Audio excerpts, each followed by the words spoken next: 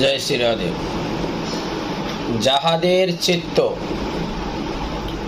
ভগবত মাধুর্যে আকৃষ্ট হয় তাহারাই স্বভাবতই স্নান দান ব্রত তপস্যা আদি সদাচারে এমনকি ব্রহ্মজ্ঞান সম্পন্ন সন্ন্যাস আদিতেও আসক্ত হন না, পরন্তু ওই সকল বাহ্য অনুষ্ঠানকেও ঘৃণাও করেন না।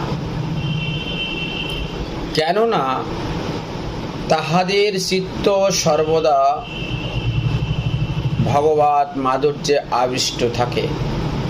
এই জন্য তাহারা নাম রূপ গুণ ও লীলা আদির অনুশীলন ব্যতীত অন্য আচরণের প্রতি উৎসাহ থাকে না, জানি তাই।